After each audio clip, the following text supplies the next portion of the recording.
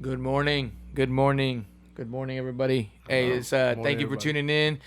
Episode 3, the Sports Cave. I'm Hugo. Adolf. Manny. And we're live. It's early. Thank you for tuning in. We'll be able to take phone calls today. We got a good show lined up for you. Of course, we all know what's been going on in the news lately. Free Zeke. We'll cover a little bit of some more fantasy strategies we got coming for you. We're going to break down a little bit of the NFC, touch on some games that came in over the weekend. But we got a good show. I know we got to address the big elephant in the room. So without further ado, man, let's get into it.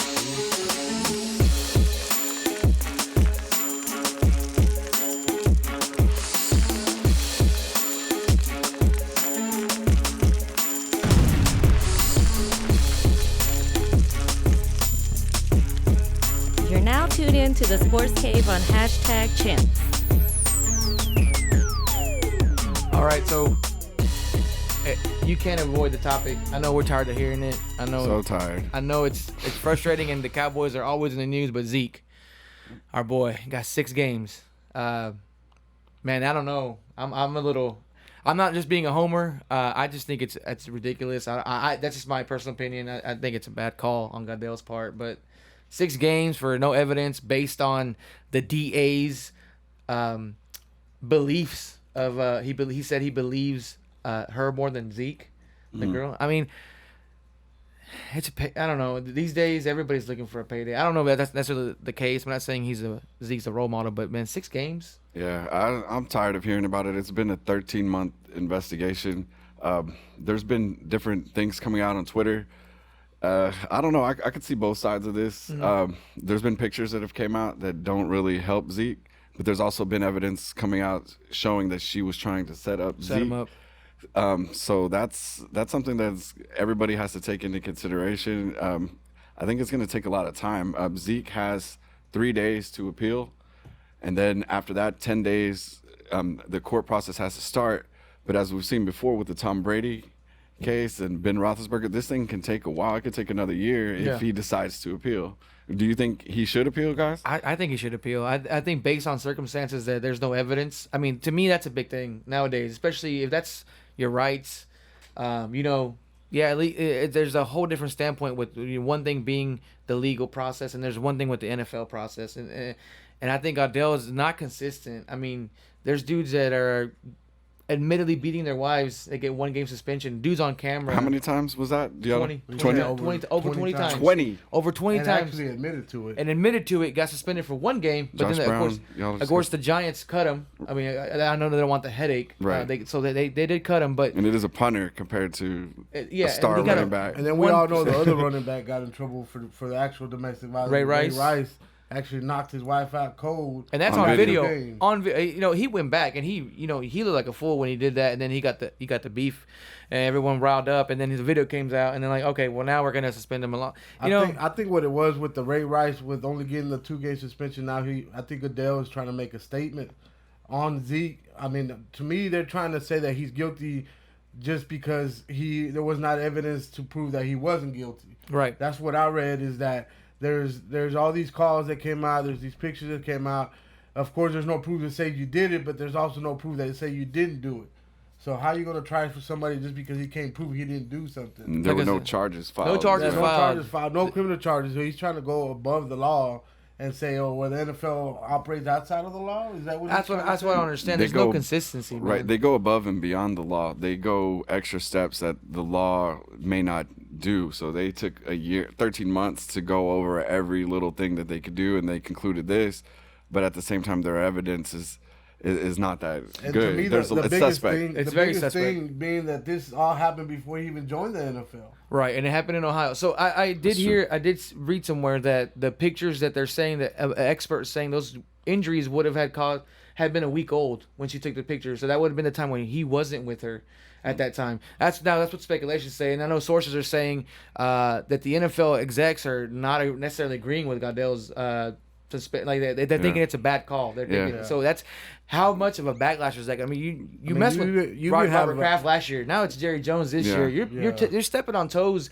I'm not saying that he doesn't have the right to do so. He is the commissioner, and he has to understand that people are held accountable. But you need to focus on. To me, you need to focus on people that actually have had some evidence. There's even other owners that are like out there saying something about this suspension that they don't agree with. It's not just us homers that are and players. Going to start something else in the league where any little thing anybody could be suspended for. And now they're saying that if he gets in trouble again, he can be suspended indefinitely. That's a good point. Or banished completely. They're saying that this is not based on anything other than that investigation. So do you think that the whole club incident is maybe in the pockets for them to use later on? With the DJ, they may be sitting on that as well. And if he decides to appeal that, I think that's something that they're going to try to incorporate into everything as well. Be like, hey, well, you want to appeal it? You have a habit of doing this. Yeah, you have a habit of doing this in the St. Patty's thing as well. I think they tried to start off with a big suspension knowing that he was going to appeal it.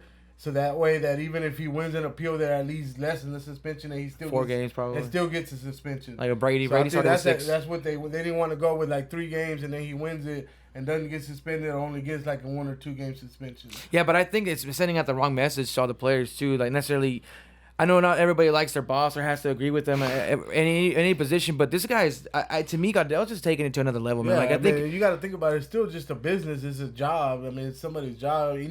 Any one of us at our job, they're not gonna to hold us accountable for something before we ever even started with the company, or something that we're not even guilty of in the court of law. How you gonna hold me to your own law of saying I can't go to work because you suspended me for something I was never found guilty of? Right. And I think the whole thing with the CBA and them giving them power to do so, I think he's taking it to his head where, well, okay, well I messed up a couple of times. Now I got to make sure I try to go above and beyond. But I think he's still doing it wrong, especially when execs in the NFL are already saying that they don't necessarily agree. They think it's there was a bad call and suspension wasn't the right. Yeah, the suspension wasn't the right thing. The only bright spot I'm looking at is this better straighten Zeke up a little bit. I hope so. Because I mean, he's got a tremendous talent. Everybody knows that. I know he's still young. Most of us did a lot of dumb stuff when we were young, but I mean, you have an opportunity that most young people don't. So hopefully this at least straightens him out, gets more focused. Like Dak's never in the spotlight other than for good things. So I think that's what Zeke needs to follow an example of, and hopefully this at least helps him straighten out. But I still don't agree with the suspension. But at least the bright spot I'm looking at is that it'll straighten him out because he's losing some money in this deal. A lot of money. He might be losing his guaranteed money too, which is a big thing. Yeah, and you could tell it's taking a toll on the Cowboys as well. They're not focused on the season. Last night, Witten had to go out and take a whole stance on domestic violence, which we're all against. But that's something that they shouldn't have to be talking about in the preseason. He didn't get to play. We should be talking about our rookies and our young players and the people that are on the fringe of making the team. And right now everybody's talking about Zeke, and that's all everybody's talking about across the league as well. Other players as well, they're focused on their team and they're getting asked about Zeke because this is headline news. This is America's team as well. And how do y'all feel, speaking of the team, how do y'all feel like this is going to affect the rest of the team? Worst case scenario, he misses 6 games. What do you think about the Cowboys and look at record? Look at the schedule, man. The first 6 games, you got the Giants, the Broncos, Cardinals, Rams, the Packers, and then you got a bye week and then the Niners. You're playing teams with good defenses to start off the season. It's not going to be easy. I'm not saying that I'm not necessarily saying that our running backs can't handle the load. But that's a big impact. That's a big impact when your starter player is ultimately may miss all these games if nothing gets done. It may not make. I know it's people say, well, it's 6 games and it's not the whole season, it's half the season and things almost half the season, but those first 6 games can be crucial at the end of the season when you're playing on records. When you only play 16 games in a season, every game is crucial. It can come down to that last game. So it makes a difference playing not just good defenses to start off the season, but we got like teams like the Packers that we got to keep up with them as far as scoring. So we need all our offensive talent out there. I mean, we got some viable backups. We got McFadden that has run for over 1,000 yards a few times. 2015. We have Alfred Morris. He's a bruiser. We signed Ronnie Hillman. I don't know if he's going to make the team or not. But we still got some viable backups, but it's nothing like where you got to respect Zeke when he's in the backfield. You have a running back that can do everything. He can run. He can catch. He's fast. He can jump over people. So it's going to make a difference to our team. We do have viable backups. We have one of the best offensive lines in the league. But it still hurts for 6 games, like when every game makes a difference. The one thing that is good is that we only have 1 division game in that 6-game span. Yeah. Which that kind of helps as well with at least to try to win the division and make a chance at the playoffs, and he'll be back by then. So, yeah. But to add on that, I know Jerry wasn't at his party that he throws every year at Nobu in California. He wasn't at his party. His own party, he wasn't there because he was addressing other issues, which is Zeke. Wow. And so, I mean, what is this world coming to? Jerry's Jerry's not not at Nobu. To Manny's point, I was going to say Ronnie Hillman, I think, is definitely going to make the team now. Rod Smith is someone else that's also in the mix for the Switch from opportunities. fullback to running back. And the guy that we've been talking about, I know we've been talking about him a lot, but we're big fans of Switzer. I think Switzer and Beasley are going to also help Open up, alleviate a little offset bit. Yeah. the running game. Those short passes in the NFL, as you guys know, have taken place of a running game, or if a team is weak in the running game, that helps make up for it. So I think that's going to help them as well, and we're going to need everybody to They'll probably start come running a lot together. more Our slack. offensive line is a little banged up as well. That's something that we're going to have to worry about. Also, Tyron Smith's been sitting out for a his while his with back tied issues. up. They So- say that he's good. He'll be good. That they just got to give him some more rest. I mean, Tyron Smith is a guy that he can miss practice and still show still up come in. and be All-pro. an all-pro offensive lineman on Sunday. So we don't need him to practice as much. We do need him to practice, but we also need him to stay healthy. We need him to because stay in. when it counts, and that's in the regular season. So we'll keep monitoring that issue with Tyron Tyron Smith, and see how it goes. Hopefully his back keeps getting loose, and he doesn't, because your back makes a big difference when you can 300 400 pound people coming at you. So hopefully he can stay healthy on that end. I think Zeke is other teams will play you different if he's not in. In the back, Oh, most in the definitely. backfield. Oh, yeah. That changes the whole dynamic of the You got to defense. respect our run game when he's back there. You definitely have because to. he can take it to the house at any point. And we all know that. We seen that last year. He He can run had through the line. He's a good pass protector he's as a good well. pass- He's yeah, a he's a good- physical pass So protector. he makes a big difference on how the other team is going to play their defense. I mean, now I think they have the option. I'm not saying the other running backs aren't good, but they can stack the box. They can box up and then just and wait for the other running backs. Whereas Zeke, you got to be careful. You can stack and he can get through the middle. I mean, he can break and cut. He's got quick moves. He's slick when he's inside in the trenches. So I mean, it plays a big dynamic on how the other team's gonna attack your offense now. I think we're definitely gonna have to rely on more and play maybe 2 slot receivers and with the outside threat with Dez. But we'll have to see. I mean, are they gonna how other defenses really do want to play against our running game? And what about fantasy, guys? If you That have changes a that dynamic. that completely. definitely Are you changes going to the pick dynamic. Zeke as a first-round pick, as he normally would go if he's with no suspension? He's supposed over to be his head? top 3. He's supposed to be top And 3. that I'm in takes a 3 big- and 5 in our 2 leagues, and I'm not going to touch him. Like, I can't do it. I can't. That's 6 mean, games. spend a 6 first games pick. in fantasy is crucial because you got to think about fantasy regular season ends before the normal season. So if you get a guy that's suspended for 6 games, that's half your fantasy season that you're wasting on a draft pick that's just gonna sit there for 6 weeks and you're not gonna be able to use them.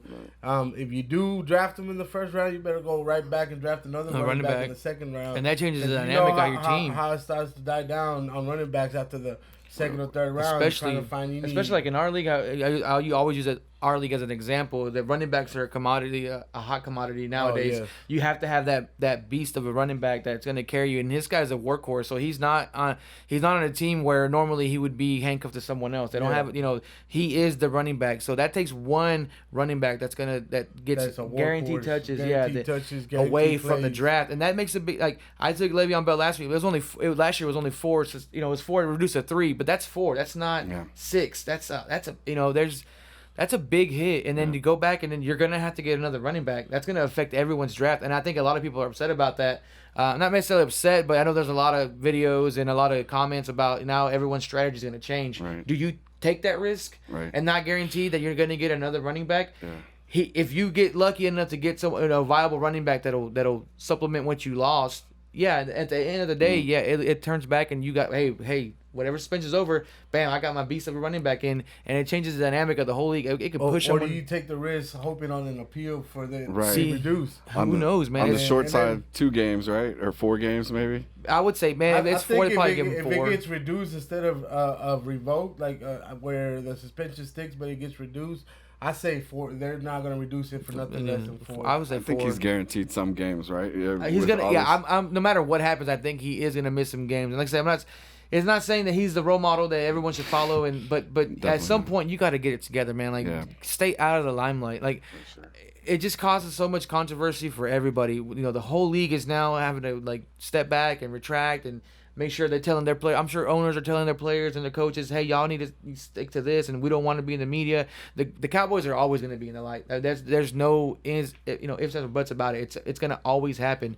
But it's frustrating as a fan, especially a homer, that one of our guys who's a key component in our success. We say it every year. We're going to the ship. We say that every year, but this every team, every fan year. says that about except maybe the Browns, but if you guys watching, if you guys want to call in and chime in on this, we are able to take phone calls in. We got that worked out.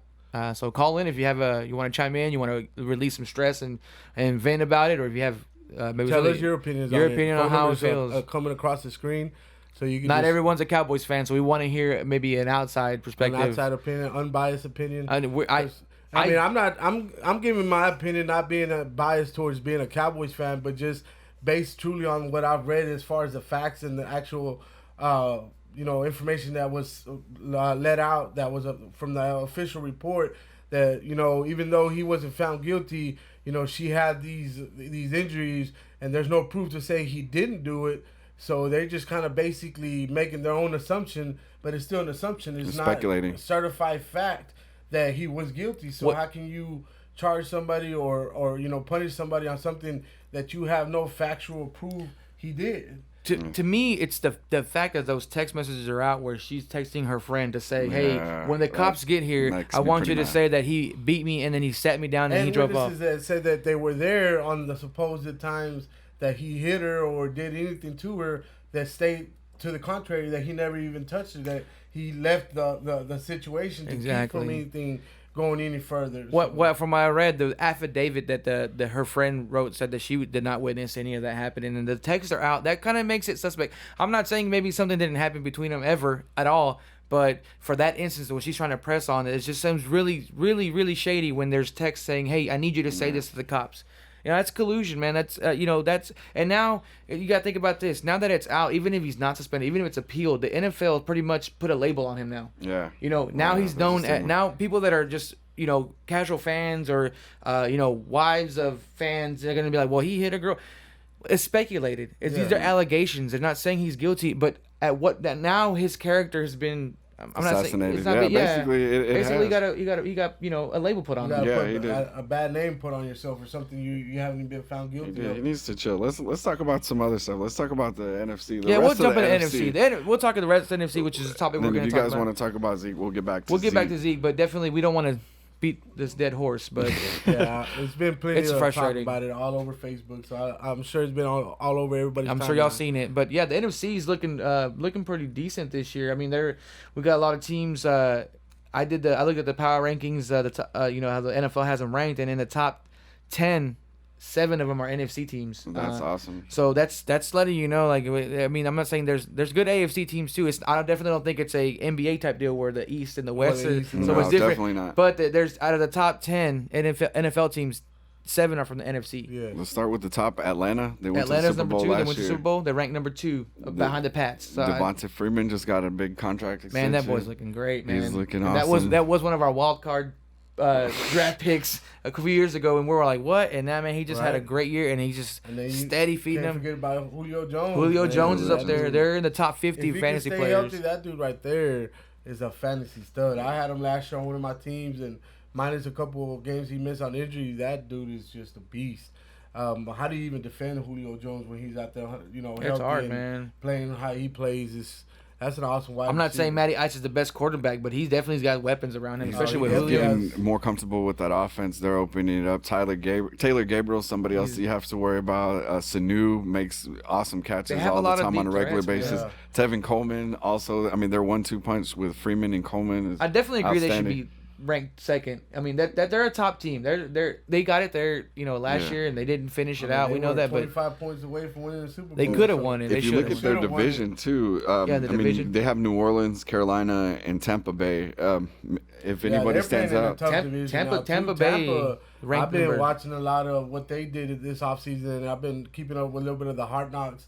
Yeah. And, with Deshaun Jackson and Mike Evans, that's going to be a combo. 2 outside threats, man. There's a lot of teams that got better in the NFC as far as having wide receiver tandems. Like like I stated, the Bucks got Evans and Deshaun Jackson. Now they drafted a tight end as well. Yeah, they drafted a tight end, and then the Giants and the Eagles both got wide receivers. The Eagles got Brandon Marshall, right? No, Alshon Jeffrey. Alshon Jeffrey, that's right. And then the rest has got Terrell Pryor. Terrell Pryor's a beast. So, I mean, those are wide receivers that we got to respect now, and our secondary better come with it.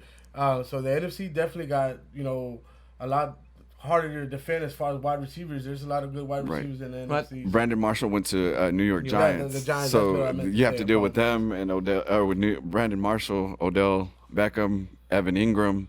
So those are teams. That's a team that we're gonna have to definitely worry about. And the Cowboys defense is not looking so great, especially in the first quarter and the first couple of drives that we've seen in the preseason. So their defense is gonna have to step it up. We got a young secondary. Our running defense got to step it up this year because I've seen it be kind of poor in these first 2 preseason games. Yeah. So I mean, we haven't had a lot of our starters or our starting linebackers out there either, but it's been looking poor as far as depth. So hopefully they can get that run defense down before the season starts, or we won't be in trouble. We can't stop the run either. Right. What do you think about the Panthers? Do you think there would be any kind of threat to maybe give the Falcons any kind of trouble? I think the Falcons should win the South. With the Panthers, I did get to see their game on Wednesday, and Christian McCaffrey looked good. He looked good. Cam is hurt, so Cam's always hurt. He's a big body, physical player. The way he plays, it's starting to take a toll. I think he's starting to get up there in age. They're outside receivers. They're okay, but I don't think Benjamin looked kind of out of shape coming into camp. Yeah, but he's not reliable. I don't count on Benjamin for much. I did win a bet though on the Carolina Panthers game against Houston. I had a bobblehead bet. I won an Earl Campbell that I'll bring up here for the next show. Gang. Earl Campbell against my Bob Euchre on the bobblehead community and Facebook. This dude is a Texans fan, and he was just wanted a bet to make things more interesting. So I was like, okay, let's do that. So I put up my Bob Euchre against it and rolled with the Panthers, and the Panthers won. Joe Webb showed out. They have a lot of good young receivers, but this was in the second, third quarter that basically helped them to win. But I think they'll be okay, but I don't think they're a real threat to the Falcons. Not back to the form they were a couple years ago when they went to the Super Bowl and almost went undefeated. Right, and their defense was dominant at that time, too. They've regressed. They've lost a few stars here and there, and they have one of the best middle linebackers in the game in Kuechly, but I think they need a lot of help still. I don't think they're starting to regress instead of progress to me. Yeah. They got young corners, which actually reminds me of our corner situation because their young corners were rookies last year, and that's what we're going to roll with this year. And it took a toll on them last year. So their corners are going to grow, and they should get better, but they still had a tough year compared to what they had been doing. A team I'm interested in is the Redskins in the East to see what they do. Kirk Cousins is on his franchise tag. His second is this a second or third? That's his second franchise tag. They're paying him like over 20-something million for 1 year. I mean, I don't blame of money. I don't blame him for going ahead and taking that franchise tag, but they really gotta figure out what they're gonna do with him because they're starting to upset him about wanting to be there now. So I don't know what they're planning on doing. I mean, if that's not their quarterback, too. I don't know why they keep franchising. Yeah. There's some trade talks of him going to the 49ers or him going to different teams. So that's going to be be interesting. The last couple of years, though, he's been balling. He's been consistent. He's been putting up I one of the top quarterbacks. Super Bowl with him. Yeah, I did too. Yeah, I was playing a gentleman game. I put you onto that. Yeah. Don't even get me started. Yeah. My brother told me about that. For Juice Man. My brother told me about that whooping on the Super Bowl. Man, I was playing against this fool in the playoffs, and I was like, man, maybe I should pick up Cousins so he can't get him. And I was like, nah, I got you, quarterback. I'm not gonna roll like that. This fool picks him up, I lose. I was like, I'm not gonna play gentleman game anymore. Like that was just a lesson learned. But he has been very consistent. He's got Reed there. Reed's like one of his best options. Football is no holds barred for me. Yeah, I learned that the hard way. So I remember for himself. I'm looking. I want to see what Terrell Pryor does in their offense. He's got a lot better quarterback than he had in Cleveland. I wouldn't mind him playing quarterback. I wouldn't mind seeing him do good, just not against the Cowboys. Yeah. Right. Ronnie's over here saying that he touched on Zeke, saying that if he was out of trouble, if he'd managed to stay out of trouble, he wouldn't have the 6 games, and we kind of covered that already. He's talking about Eli can't throw. can't throw. What do y'all think about that? He can't. Maybe he can't throw, but he can throw a lot better than other quarterbacks in the league, and he's got options. I mean, he throws a lot of interceptions, and we all can't stand his face. He may not be the when we best see him. quarterback, Throws a lot of touchdowns, but too. he does throw. He has options that help him get to another level, I think. Yeah, he may not be the best quarterback in my book, but to have targets like Odell Beckham and Brandon Marshall. All you gotta do is give him a chance at the ball. Right, let me out there. I might get a couple touchdowns. Yeah, I might get. I don't know about that one. No. You probably could throw further than Kellen Moore. 4 touchdowns. Calm down, Al Bundy. Sorry, man. I had some flashbacks. Well, the Giants I are would looking love pretty to good, throw to though. those weapons, dude. The Giants are looking like pretty I said, decent. with weapons like that, you just got to get it close. Just throw it up, dude. Throw it up, exactly. He's good enough to do that. I mean, Odell Beckham's gonna, he's gonna make catches. I mean, I still think I think there's gonna be some troubles in who they're gonna be. They want to ask for the ball. They're gonna start maybe some trouble. That might be a controversy later on if they start doing good. Who's gonna get the ball? Upset. He wants to be the top player. But you got Brandon Marshall, top paid player in the league. And to me, even though they got two awesome wide receivers in Marshall and Odell Beckham, I want to see how they're gonna mesh because. To me, they both have the same kind of attitude where they have to be like the star of the team. They want the ball. Marshall's never been, to me, like a team guy.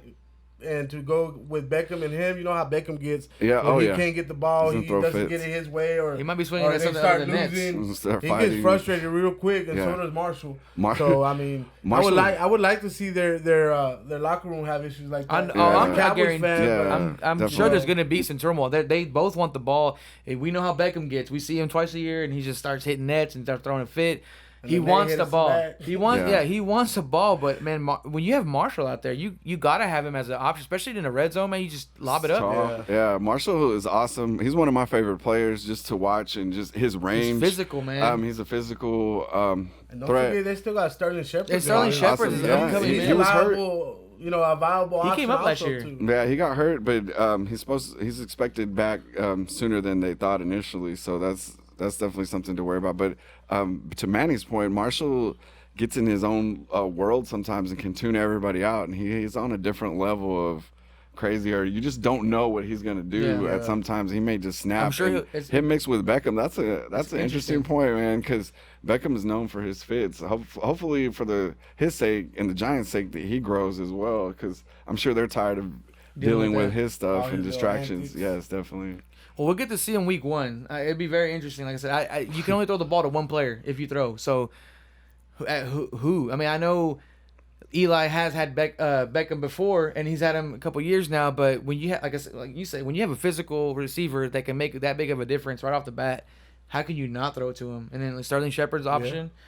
Yeah. Eli's not the best thrower. He's not the best quarterback, but the man has options. He's been in the league for so many years now. It's not because he can't play. I mean, he obviously can play. He may not be in that elite. They've gone through changes too, man. Like that, but he makes enough plays. Has gotten him a Super Bowl win before. So he was in our ribs last year twice. With those wide receivers, he's good enough to at least get him a chance to get the ball. So I mean, they can be a real deep threat to us. So we'll see game 1 how we're gonna handle that aerial attack that they have over there.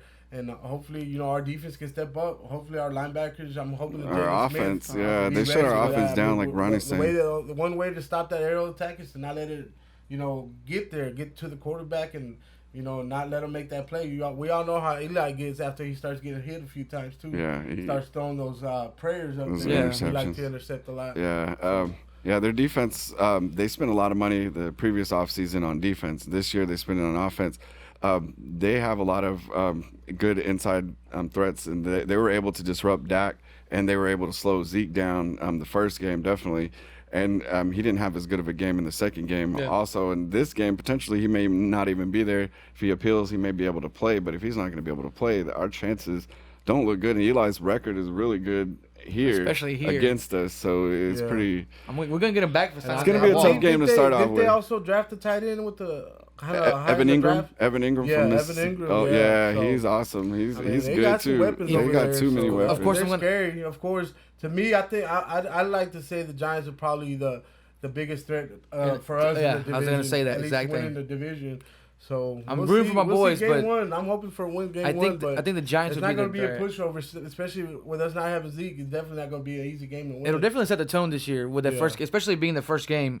You know, they like to schedule those. That's a few years that they had. You know, they like to first schedule game them first or last. at the last game. I know they did the Eagles a few years. They do the Eagles a couple at years the end, pretty much. pretty much every year. Usually But those They tiebreaker do games most at the end of the season. The last games of the season are all division games just for that factor. Keep it interesting. You know, a lot of times you're fighting against somebody in your division just to get in the playoffs. Right. They don't want you to rest your starters as well if you don't have to. So they want to try to keep it as competitive as possible for the league's sake that last couple weeks. Who do you think is going to take the East? Who do I think is going to take the East? Call in, people. Call in. Call us now. Let us know your thoughts. You can call us in. You can be on live. I'm a homer. I'm gonna say the Redskins and the Cowboys are going to take the wild card due to the schedule. Okay. You guys? I'm a homer. I'm gonna say the Cowboys are gonna win. I still think the offense is good to win. I know we have a tougher schedule, but I think the Giants they have the potential to make some noise. But again, it doesn't always work on paper. Paper sounds good, but does it work on the field? So. Manny? No, it's gotta be together. I think even though we won't have Zeke, I think we still have plenty of star power. I mean, we still got Des Bryant, we still have Cole Beasley, and now we got Ryan Switzer to add into the mix. We still got a lot of stars. We still have a lot of firepower. Our defense, we spend a lot of picks on our defense, and I think it's going to pay off. We got Taco. He's starting to get a little bit better, a little bit more in the groove. He showed a little more. He got his first NFL sack last night. I believe it was about a 10-yard loss. It was almost a safety. He had a good move. He had a really good move, and you can see his speed and his agility to get to the quarterback. So the naysayers will still say he needs time, but he's showing improvement. I mean, it's only his second preseason game. He can only go up, basically, from where he started. I mean, he started off rough, but he can only learn from his mistakes. Rod Marinelli looks like he got on him, and called him out, and it worked. I mean, he had a lot of. He was doing good last night. He had that one sack. He made a couple other plays where he almost was there, but I think by the time the season starts, if he keeps listening to the coach, putting in work, just being smart about everything he does. Because at this level, everybody's fast, everybody's big. It's all how you take it in mentally and what you learn and how to get to the quarterback. And I think that's going to help us a lot. And then, if DeMarcus Lawrence can stay healthy, I still have faith that he can do something with our defense too. So having him and Lawrence on opposite ends, and then hopefully Jalen Smith will be good to go week 1 against the Giants. And him and Sean Lee, we can get a good pass rush. I mean, that'll help us in the division a lot. So yeah, we need. And another one we haven't mentioned is Rico. Oh yeah, Rico. man. I know Witten's on the ends of his wits, but he's up there in age. But I think we got some solid. A solid choice that maybe replacing him. Yeah, I think I like him better than Gavin Escobar, who's Gavin Escobar's been on miles ahead of him. Gavin Escobar's been on the team a couple of years now. I don't feel like he's gotten anywhere. No, his hands though. He's catching everything. It's only his second season. He didn't play any college ball. He was a basketball player at Baylor, and for only being his second season, he's shown that he's learning what they're teaching him. He's of course got the best coach, and as far as who can teach him in Witten, that's one of the best tight ends to learn from. So I mean, those was big shoes to fill. But it looks like with his size, he's got athleticism. You can see that definitely. He can catch the ball.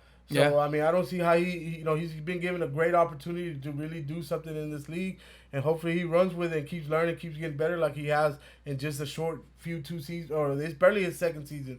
And the first season, they didn't play him as much as they are now this season, and he's really doing a lot with the opportunity that he's been given. Yeah.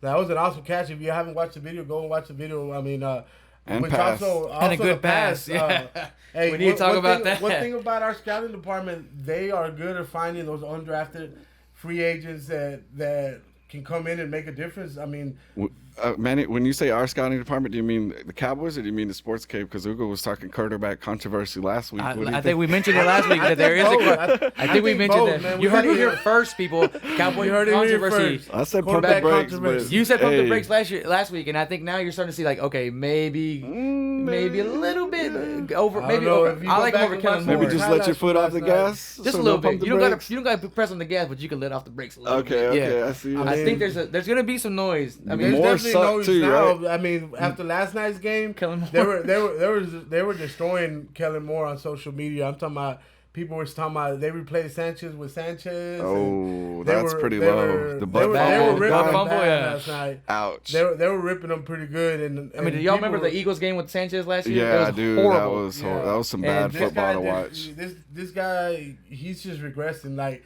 there was another guy that said last year he lost his starting job. And he's going to lose his starting job again this year. Yeah, the backup job. I mean, yeah. Cooper laid it in there pretty nice to Rico. I seen a post. The guy said he lost his backup position due to injury. This year he's going to lose his backup position to the way he's playing. Yeah. I mean, it was a really nice pass. I mean, he laid it in there to Rico. He just bloop. I mean, controversy. We hope we don't have to ever worry about it. Yeah. But I think they're going to start looking at. Cooper looks confident to throw the ball out there too. I mean, more. To me, he was doing some good passes, but he's just scared to let it go. Speaking of controversy, let's go to the NFC North and talk about the Bears. Mitchell Trubisky looked very good That's definitely on his debut. Quarterback controversy they now. They moved up to get the Bears, to get Trubisky, and they got a lot of grief about it. A lot of flack for it for as much as they paid to get him. But, yeah, he looked pretty good. Going that high up with the unproven quarterback. And now the controversy is because the Bears always said that they were going to set him for the first year, let him learn, and now it's a controversy whether he's going to be the starter or not. Mike Glennon, if you didn't get to watch the Bears game, Mike Glennon pretty much looked like Kellen Moore from what it sounds like. And basically Trubisky looked way sharp. He looked way better than everybody expected. He started in the 2-minute drill and executed, got him right down the field, got a touchdown, and it looked awesome. Flawless. He was almost flawless. His stats for the game were awesome. His quarterback rating was over 100, and Glennon was 0. So if that tells you anything, what's that? He almost reminds me of that game where Dak came out last year against the Rams. He just went out there and he just looked like a natural, like he's been there before. He's poised. Like he was poised. He didn't let nothing get to it. He was moving around in the pocket, giving his receivers time to get open. He drove the ball up the field. He made the plays in the red zone when he needed to make them. He's a mobile quarterback. I hadn't seen a lot of his college film. I didn't follow him a lot in college. North Carolina. But from what I saw so far, he looks like he's just fit for that team. He makes plays. He stays, on his feet. He's aware of his surroundings. He moves when he needs to move in the pocket, and he can make a pass on the run. And I saw a lot of good passes. He's very accurate. Mm-hmm. So we'll see again next week and see if he can keep up and see if that controversy is going to keep getting bigger when it comes closer to the start of the season. I'm glad our controversy for backups. Yeah, for now. For now. But these guys are, fighting for a starting position. Yeah. And you always have to throw in there. It's like, well, we paid to get a player, and then we drafted a player. Who do you start? Well, thoughts will be you start your best player. But you have to. Especially a quarterback. At your leader out there. Mm-hmm. You have to have something. It's a young team. I mean, if he can prove that he can be a leader, then you never know what they can do. But they are in the North, so you know who's king in the NFC North. The Packers. Is there any of these teams, the Vikings or Lions, do you think can beat the Packers? I think the Packers are set. The Packers right now are set in that division. I mean, and as much as I hate to say it, there are teams that can beat the Packers at times, but they're not a legitimate threat to dethrone them for the division championship. They have threats still. I mean, Martellus Bennett just got added to their team as well. And you know what? It just. I like Marty B. It just makes me mad that he didn't do this in Dallas. Yep. But he went out to play for the Patriots, the Giants. Now we got him a ring, and now he's with Green. Now he's got Aaron Rodgers throwing to him. And as much as I can't stand that he's doing good without the Cowboys, I wish he would have done that here. But of course you're gonna start. He was too focused with his rap career. Yeah, exactly. Especially being in Texas, But man, I think the Packers are set to win the North. I don't think there's a debate. The Vikings.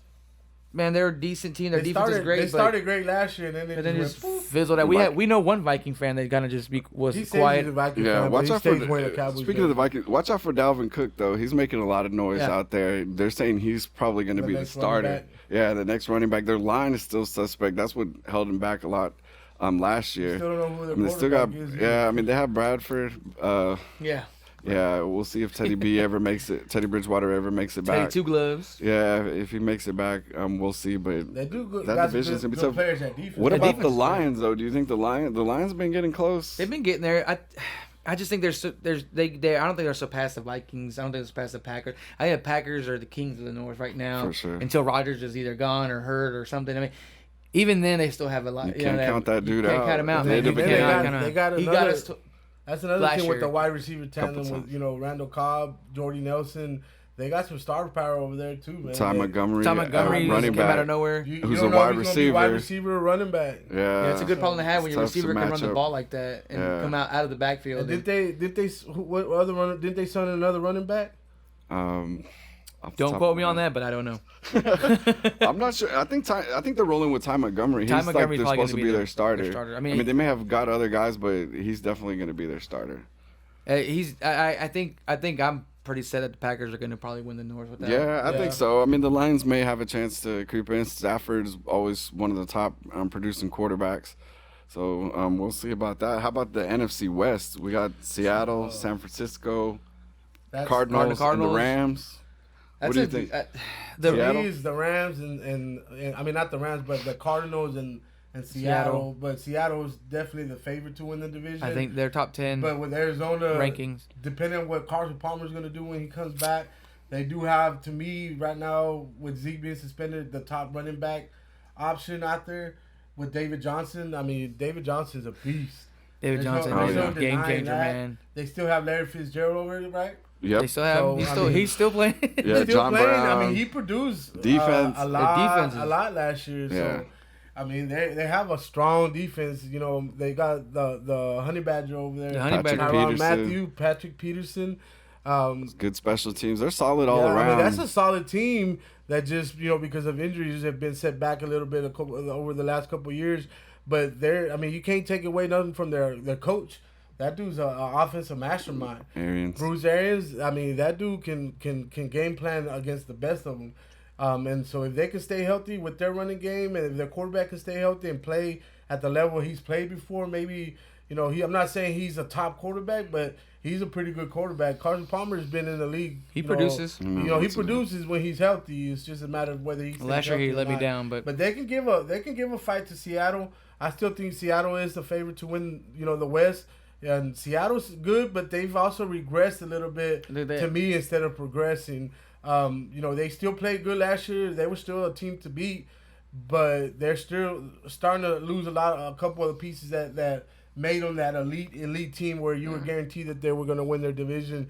And now I think that Arizona is starting to catch up to them a little bit. Yeah. Arizona's definitely a team to watch. I mean, they're, like you said, if Palmer's on his game, it's a different ball game. But I think Seattle is favored to win just because they just have more consistency, I would say, the last couple of years. But man, you never know with Seattle. You never know what. Don't forget that exclusive interview we brought you from the National Football Convention. David Johnson was talking about Jonathan Brown too. Yeah. Being healthy this year and actually being 100% healthy as opposed to last year where he was dealing with injury issues too. Like I said, if they can stay healthy, it's a team to watch. It's a team that can definitely beat. They are definitely hang a in threat there with the top teams. He's a big threat downfield, and Seattle's gonna have Eddie Lacy in there as well. That should be interesting. Oh yeah, to I see. forgot they got Eddie Lacy, even though he hasn't lived up to what his potential could be, he slimmed down a little bit, and I think behind Seattle, I think he's gonna be. He'd be a pretty good fit. It's a good fit because his type of running was close or mirrored to me what Marshawn Lynch He's a bruising back. Yeah, he looks for contact. Yeah. I mean, he can slim down, but he's still gonna have that same mentality, that same style. And then they still got Thomas Ross too. If he can come back from injury for Seattle, running backs to watch. He was beasting before he got hurt too. Doug Baldwin, they got some weapons. I think the NFC as a whole is good to watch. The NFC has definitely got a lot of good teams. Yeah, not to count. I wouldn't say it's like you said in the NBA where the West is definitely superior to the East. Where in the East you have one or two teams you guaranteed. The AFC West, the AFC, in the NFL has a lot of good teams in the AFC, but the NFC definitely has more of those elite teams that can win the Super Bowl or guaranteed to go to the playoffs every year. I think it's more mixed in or bunched up together. Yeah, like I said, out of the top 10 in the power rankings, we have 7 NFC teams. Only 2. There's only 2 of them from the same division. That's the Giants and the Cowboys. So it kind of tells you that we have a lot of teams that in NFC that they're liable threats. You just never know, especially when it's Sunday. Any given Sunday can work. Not only that, just looking at the NFC West and the power rankings, you got those you got bottom two teams in the NFC West, San Francisco and LA Rams. And the Rams. So that division, it's going to be top heavy for the Seattle and the Cardinals. The Rams have a rookie quarterback. They have a lot of work to do on offense. Their defense, right? Their defense is good. But, their defense is top notch. But they can't score touchdowns. Yeah. Oh, they can. Not a lot though. But I think the NFC as a whole is going to be fun to watch. Especially I think the East is going to be a great division this year. The South, the Falcons. I'm kind of excited to see what they're going to do this year. I don't necessarily like them that much, but I think they were fun to watch. I like them. To me, they're exciting. They score a lot of touchdowns. Yeah, I'm gonna tell you like this. I know the Falcons went to the Super Bowl last year. They're looking in that rearview mirror, looking at the Bucs. The Bucs made some moves this year. The Bucs man. are looking really pretty did. promising. I mean, they played good last year. They had an opportunity to do something to get into the playoffs, and all they did was get more star power on offense this year. And to me, the Bucs is a team to look out for this year as a breakout team in that division. They got them ranked 9th, man. 9th. Oh, do they? Yeah, they got them ranked 9th. So I mean, they're in the top 10. I mean, that's a big step for them. Big statement for them. They drafted O.J. Howard from Alabama, sleeper tight end. That's somebody. He's big. He didn't have the best career, but in his big games that he had, he showed out games, yeah. scoring. And he had they might have almost 200 yards in the controversy games. over there too. And they have Cameron Brate, that was a stud last year. So You they're can't gonna have forget two about nice the running tight back ends. controversy too. Oh, and Doug Martin. He's Jacquizz suspended, Rodgers. so keep your eye out on that for at least the 2 games. I mean, Jacquizz they have- Rodgers that's is going good to fill problems to in have for them. Jacquizz Rodgers So for your last year was fantasy decent. players. He was. And keep a then lookout. they got that I think he's a rookie, the one that was played with Snoop Dogg's Pop Warner League, and now he's in the NFL. So I seen him on the Hard Knocks. He was he was FaceTiming with Snoop Dogg. So The Bucs are making a noise, That man. running back, he looks pretty good too, man. So they might have a running back controversy over there. I mean, I think being there's that many teams ranked right now. Now, again, we don't know what's happening in the season, but just looking at it now and these rankings, it's going to play a big part in who gets in the wild card, and especially when there's a lot of teams in the NFC that are good. Yep. You're going to have to win that division because you're not going to be guaranteed that wild card spot with that many good teams in the NFC. So it's going to be a fun season to watch. I think personally, Definitely. I think the NFC should have won a Super Bowl last year, and they maybe they'll go back again. You never know can't count the Pats out, but the Falcons are looking promising. I think to go back, maybe repeat. But of course, I'm going to root for my boys to get there. They should. 6. I'm sorry. I was just gonna say, continuing our draft talk. I mean, of course, with football, we're still talking about draft. It's draft season. We didn't really cover much on defenses and how to approach defenses. Are there? Let's hope you get that win, because I know kickers may not be a big potential, but at the end of the day, if you got a kicker that scores a lot of points, and there's kickers last year that got like 15, 16 points. That's a difference maker. That's true. Your defense. We changed our settings to play a little bit more of a role this year. So we're starting off with 25 points now, and then we changed a little bit of scoring system instead of 20. But some people take kickers early, some people take them late. To me, my kicker and my defense is down at the bottom. My kicker's usually my last pick. If I'm drafting 14 and 15, that's 14 and 15 defense kicker. There's not a defense right now. There's not an old like Seattle and even Denver Pittsburgh slacking. back in the day. Back in the day that creates turnover machines. Baltimore back in the day. There's not a defense for me good enough to pick. I see a lot of defenses start going in the 8th, 9th round. I see people early. reach for defenses. The way I like to strategize as far as defense, I always wait toward the end for kicker. But defense, once I start seeing a run on defenses, because it seems like once that one person picks up a defense, freaks it out. starts to go. Everybody starts to freak out. Oh, they're going on defense, and now let me get a defense. But to me, I'm okay with the middle of the pack defense, because even if you get a dominant defense, they're not going to be able to stop every team every week. So to me, it's not a big position for me to reach up that high. Anytime after 10th round, I'm good with picking on the defense and the kicker. I mean, I can wait till the 15th pick. Same here. I mean, you can even wait on a defense, and you can play defenses by weeks. Because a lot of times that's what I do with my kickers. Right. I'll draft one, but then I'll start to stream them, depending on who's doing good and who's not. Right. I can always stream a kicker. So yeah. One thing to think about kickers as well is if they're on an offense that is going to score touchdowns, you're going to get 1 point, not 3 points. So you want a kicker that's on a team that's good. That's a good kicker, but not but that good. You know. Do you get more? Yeah, those field goal points are whose blessings. offense can't score in the red zone. You know? I don't remember what kicker I had So keep one an eye year, on but that. all they did was score touchdowns. I forgot who it those was. And that was one-pointers aren't gonna one-pointers, help you much. Cleveland kickers available, y'all. Yeah. Yeah. Yeah, go ahead. Kickers are vital, I guess, at some point, but not enough to where they can make a difference, but you're not necessarily out if they don't make a difference. You can hang on. You don't need Gostkowski in the 9th round. You can wait. Or you don't need Vinatieri in the 3rd round. Yeah, you don't. Definitely don't Unless need you're him. in my league, then you go ahead and get them in, the 7th round. Yeah, have at it, guys. Yeah, but I would definitely wait to the very end. Me personally, the last pick should be your kicker, or maybe I don't know. No, second to last, third to last, but even then, it's a kicker. I don't think I've ever held a kicker once I dropped them for bye weeks, and it's the one thing that we didn't talk about, bye weeks. Oh, yeah. I know we're mentioning defenses and kickers, and the bye week does play into that, but we didn't discuss the bye weeks for your other players. I mean, when you're drafting, I don't know if you guys take into account what bye weeks. I do. When I get to I only do live drafts so far. And when I do my live drafts, I sit there and I write down everybody I'm drafting, and I write their bye week. But does it affect you where you won't draft a good player because of a bye week? Or do you still take that best player? Because potentially in the long run, you can have a trade, possibly. But I know last year I stacked up on a few. I don't remember what week it was, but there was a week where I had my quarterback, my receivers, and a running back out. It affected me, but it's the best player available at that time. It can affect you. Let's just say for a quarterback, for example, let's say you draft a good quarterback in the 1st round, or your first quarterback. Let's say you get Mariota, and then you want a solid backup.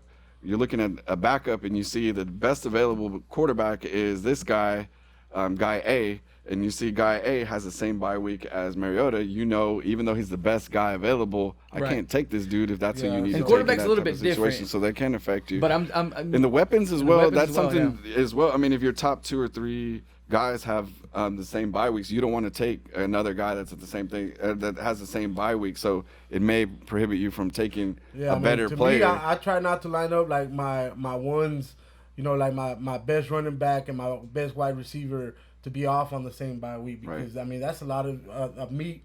A lot of your points come from your stars, and all your stars, even though you have good backups, they're not stars. They're going to get you those 20-some points every week. And if you line them up to be, as they say, your quarterback, then you have your RB1, your wide receiver 1, and maybe even your tight end 1 without paying attention to your buys. And if you get all 4 of those on bye week in the first week, then what are you going to do? Yeah. So, I mean, and it could come down to that one loss could make the difference whether you make the playoffs or not.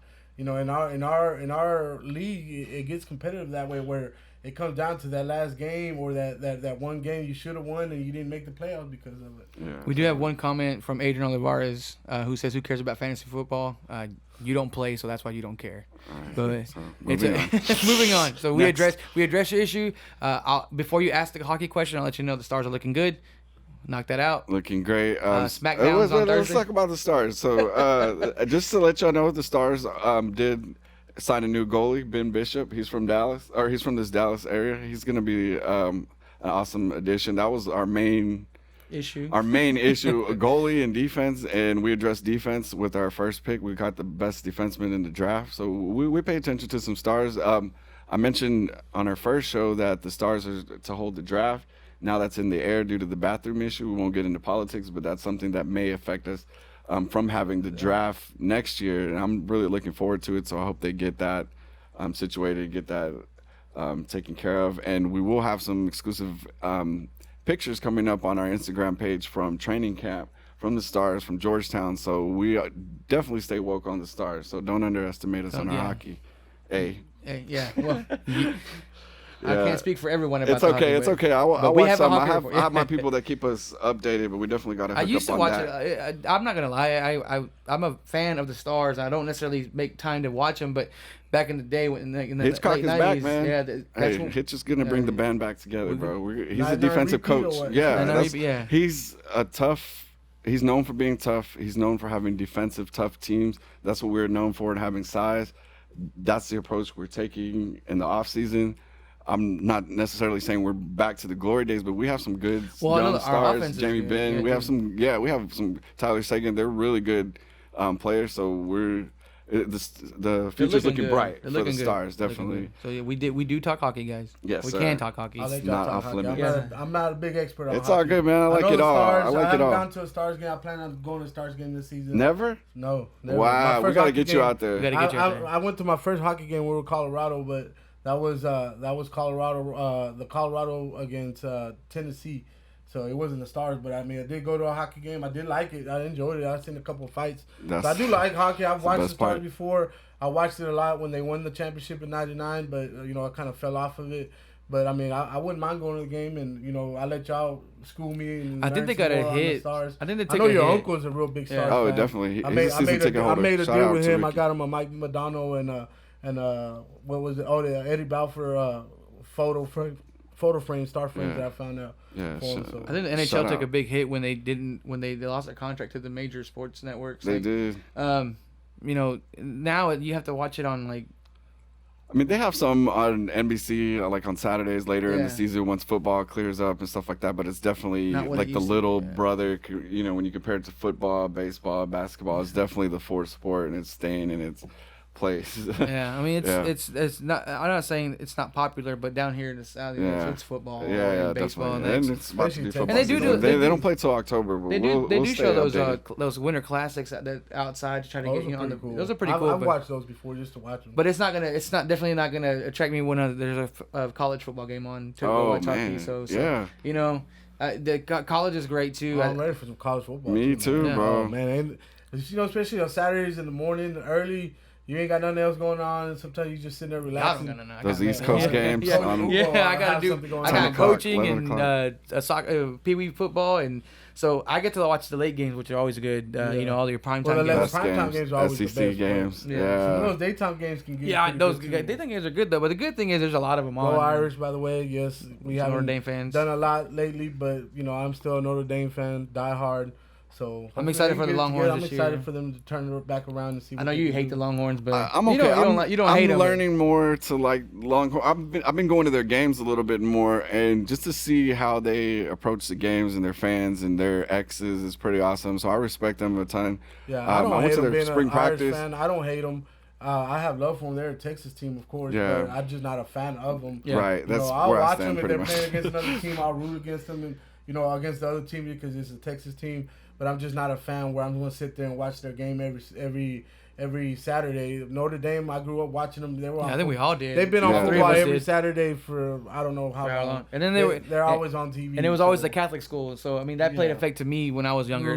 Rudy. And then so we grew up Notre Dame fans. Us three did. I know we did, Definitely. And so not we to support mention them. the number of stars that have gone through Notre Dame. Joe Montana, Tim Brown, Jerome Bettis. They get. They a were lot of definitely stars in your over there. face when we were younger. That's every Saturday there was there Even was a Notre Deshaun Dame. Kaiser's looking good too, man. They're a good squad, man, and you can't, the field just when you're watching the game and it's cloudy and you just want to be there. Like Right. me personally, it's a good. I support the Fighting It's Irish. on the list. Hopefully one day. One day. It's on One the day. bucket list. We If will. they come back to North Texas like they were a Yeah, couple years we ago, need to I'm watch- definitely going to go to a game this time. So hopefully they'll bring them back to Texas to Cowboy Stadium so we can go watch. I'm them, just man. glad Yeah. that another SEC team didn't win last year. I know they're solid, division, but I just get tired of it. It's in your face all the time, like Yeah. SEC. Yeah. Like, Speaking of which, didn't you make a proclamation this week about an SEC team that you're gonna start rooting for? yeah, the only one, only because I have family going. Shout out to my niece Natalie, who's going to go to A&M. Nice. So There you go. I got to jump on the bandwagon a little bit. Gig That's 'em. just family support. That's family Really, support. It did hurt me being a Longhorn fan to have to put on that maroon, but I went to the campus when we were out of town for a wedding, and my little one, she enjoyed it. She took a tour. We toured outside and kind of went a little bit in a sports facility, and she got a few posters that they had out for her, and it was but it's just the size of the stadium and the traditions they have. Yeah. It's not a bad Bonfires. school. Yeah, it's not a bad school to I guess support. I wouldn't necessarily go root for them for every game, but it is a Texas team. Right. So Speaking of them, Kevin Sumlin, he's supposedly on the hot seat. What do you guys think about that? About him, if for whatever reason they don't do well in the SEC this year, not having a think job by the end of the season. Man, that's one thing of them moving over. You're facing a lot of different competition Yes, now, you especially in the SEC. Yes, they got a lot of strong schools, and they're in your face a lot, and they get, to me personally, just I'm just tired of seeing it. But they are a solid division. You have your Florida, you're in Florida. You have your Alabama, Right. You have Auburn. and you have a lot of strong teams. And then you went from a division where your toughest competition, your toughest competition used to be the Longhorns and Oklahoma, and that's Right. really, and then sometimes Texas Tech came in effect, but that was about it. Colorado. Yeah. I mean, so now you're going into it. Now you have a tougher division. There is, I wouldn't say, I would still say Texas is the state for football, but it's definitely branching out, and Alabama's got a lot of recruits that go over there. Now they do draft a lot of players from Texas, and so. But Yeah, Texas it's is known to be a football factory. Man. We breed them. It is. We breed them. Football is really life in North Texas, period. Any small town in Texas on a Friday night, you're going to catch some people at the game. Football is life here in Texas. I mean, I grew up a football fan all my life. I played football. Football is my number one sport I love to watch. So, I mean, it gets pretty interesting. It gets very heated, a lot of heated conversations. A lot of ties between family, of who roots for who. Yeah. So that's what I love about sports is just the trash talk and the fandom and stuff like that. Yeah.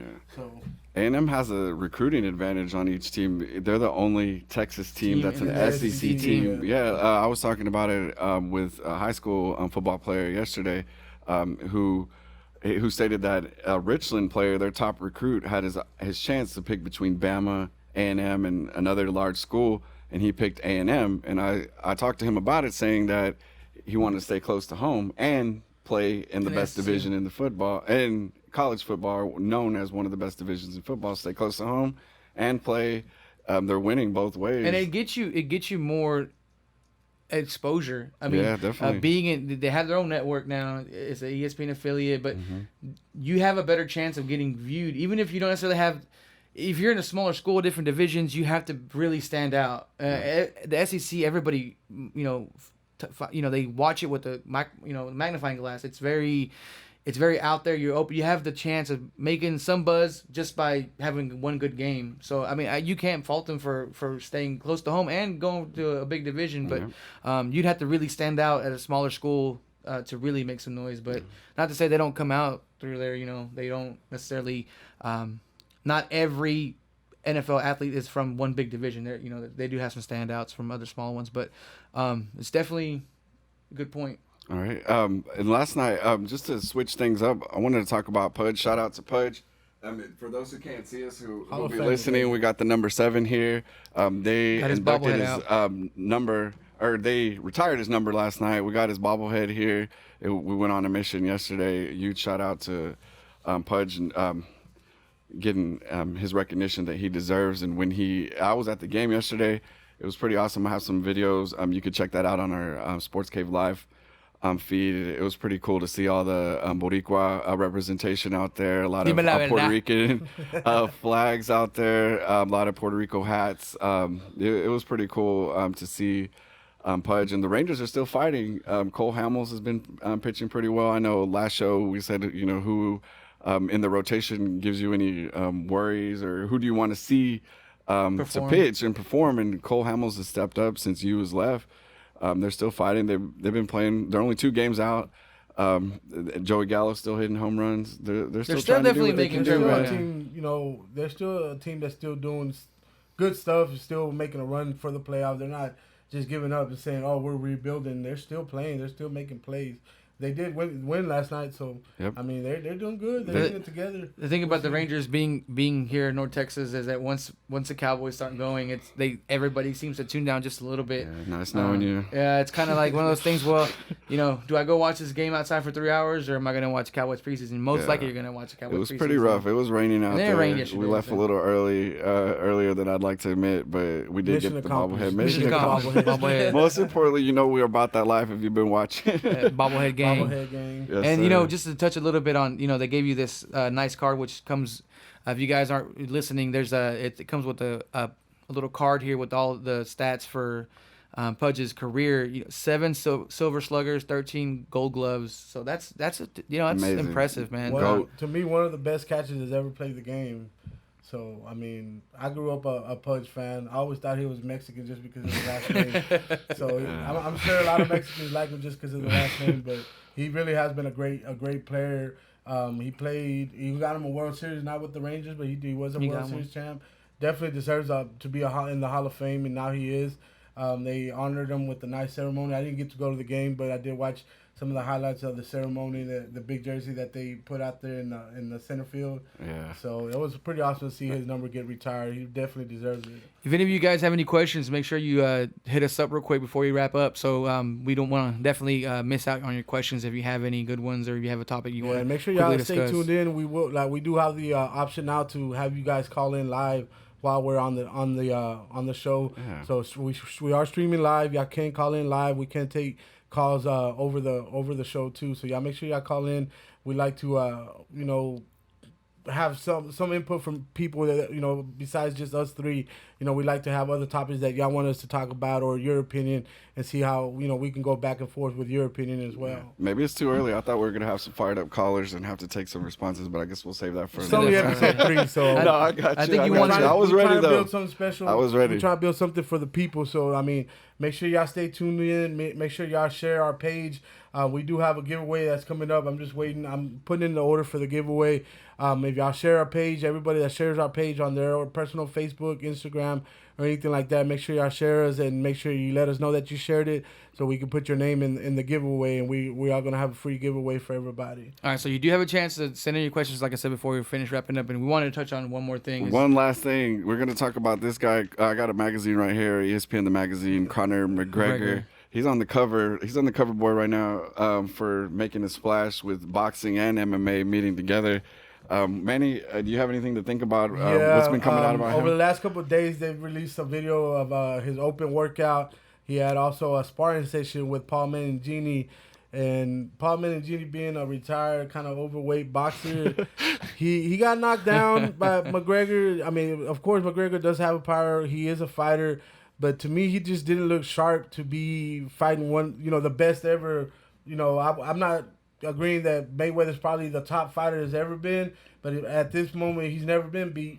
He's fighting at what he's been perfected over the last 49 fights he's had. He's not just going to go in and lose to an MMA fighter that, to me, was sparring against somebody that Mayweather clowned, and he was in there, didn't look too sharp. He did knock him down, but Meningini's also a fighter that, to me, doesn't emanate Mayweather. And then, some of the open workout, the footwork he was doing, to me, mirrored too much what UFC-type footwork would be instead of boxing. The way he was moving in the ring, Mayweather's going to cut that ring off on you, or he's going to get away from you, and you're not going to be able to either hit him or he's going to hit you and get away. You're not even going to see it coming.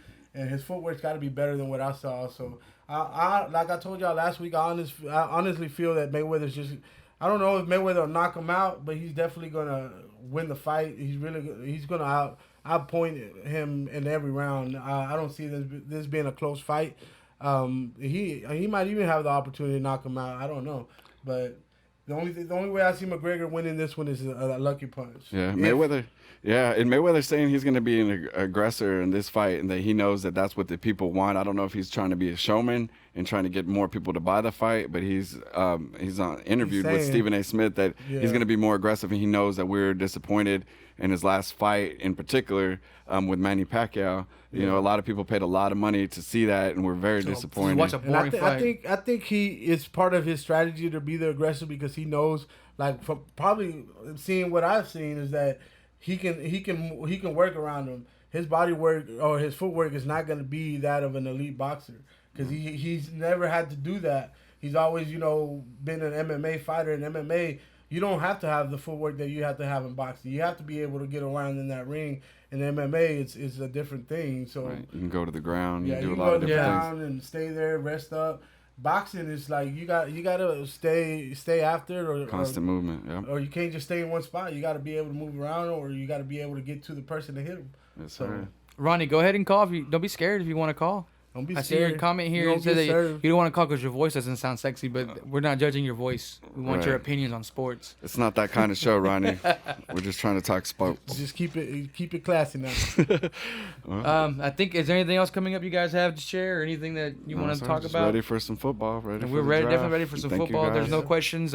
We want to thank you again. Make sure you subscribe to #Champs. Follow us on the Sports Cave. We have a page as well. Like I say, interested in acquiring memorabilia. That's a good place to look I at. get your sports memorabilia, autograph, authentic stuff. We do raffles on my page or giveaways on my page. Not raffles, but we do giveaways. Like I said, we have a giveaway for the Sports Cave coming up. So y'all make sure y'all tune in and share our page. Tune into the show. Make sure y'all share it with everybody. We really want to grow this. This is a show that's by fans. All we are fans. We're not sports experts. We're just sports fans that have always watched sports. We watch sports all the time. This is our life. This is what we like to do. So we just want to give y'all our opinion or what we think about certain things that goes on in sports and entertainment. So we'll bring you the biggest topics. We'll also bring you topics from other things. We want to work with the community as well to get some community stuff going as well. We want to promote people that are, they aren't getting, spotlight. Small They're, businesses. playing in leagues like, Pop Warner leagues, little leagues, that, you never know. One day they'll be the next big star that we're talking about, like, We know a lot of young kids that are here, especially There's North a lot Texas. of talent here in North Texas. There's a lot of in talent all coming up. sports, in National baseball, champions. football. We have national champions. I have a friend of mine. He has a son. He's one of the top wrestlers for his age group in the nation, and he's right here in Grand Prairie. I'm hoping to get something on our page about him soon. I got to get with him. I told him about the show. So he's actually got two sons that are one of the top wrestlers in the nation. We have buddies that Shout out have Ricardo- kids in Ricky Little Lopez. League, winning World Series and Little Leagues and tournament teams. So, man, we got a lot of talent here in North Texas. lot of So stuff to bring y'all, we're going to so. bring you something a little different every show. But right now, football is king. I mean, it's just it's absolute fact. So don't think it's all going to be just one thing. But we definitely want you guys to stay tuned. Definitely share our video with friends. Feel free to let people know to tune in. And if you don't like fantasy football, tell us what you like. We'll talk about that too. As long as it's sports related. As long as sports related, we got it. So again, thank you guys for tuning in. This is episode 3. Again, so #champs.tv, the Sports Cave, Instagram. We got Instagram, Facebook. So Big Manny. More Ado. T-shirts coming soon too. Yeah, look out for the different things we got coming out. Again, I'm Hugo. This is Manny. Adolf. And so we appreciate you tuning in. Thank you. Thanks. Thank you for watching the Sports Cave on #Champs.